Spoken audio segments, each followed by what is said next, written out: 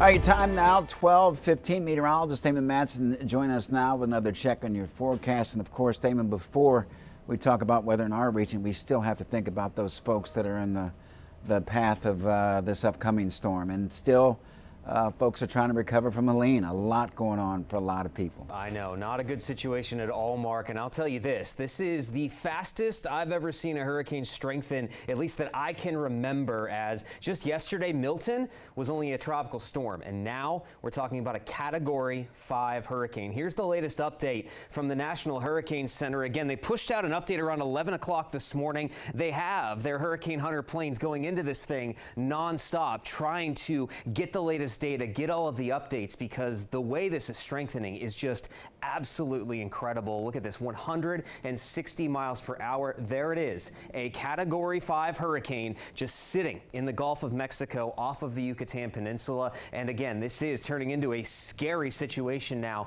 for the Gulf Coast of Florida, as this hurricane is likely to stay at Category 5 strength, even gaining a little bit more strength as we go through the rest of the day today into tomorrow. And it will then make a sharp turn and head right toward the west coast of Florida on Wednesday as a major hurricane, potentially still Category 4 upon its approach, and then Category 3 as it makes landfall in the Tampa Bay area. So this is turning into a deadly situation almost here, as Tampa Bay, again, just dealt with 6 to 8 feet of surge from Helene, and they are likely to see even more than that. And this storm will go out to sea on the other side of the Atlantic then as we go toward the upcoming weekend. So the good news for us in the DMV, no threat from this storm is expected. But here's the Tampa Bay area. Look at this on our legend here, the red on your map. That is 9 to 12 feet of additional storm surge. Those orange and yellow colors, that's slightly lower,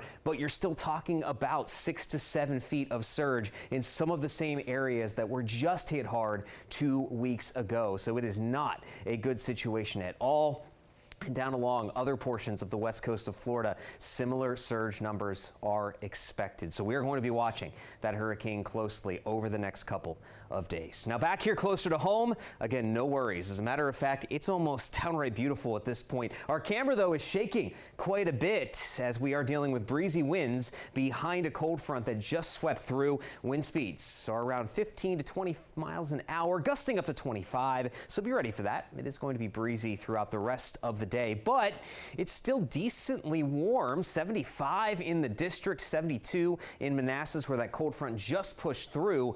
But you're seeing some signs of that chillier air back off to the north and west with temperatures in the 60s, but it is sunny as can be. So that's the good news. Even as temperatures go down a little bit, we will continue to enjoy beautiful sunny skies. Look at this on Futurecast. Any clouds that are left out there right now, they will be dissipating away for a very clear sky overnight tonight. And as we head into the day on Tuesday, not much is going to be changing. We are going to enjoy very quiet, very clear conditions, but those temperatures, again, we are going to feel a classic October fall chill here over the next several days, with highs only in the 60s on Tuesday and low temps in the 40s for most, 30s potentially out toward the mountains. And the later in the week that we go, we'll only see a few clouds as Milton passes by to our south. Other than that, it stays totally dry into the upcoming weekend.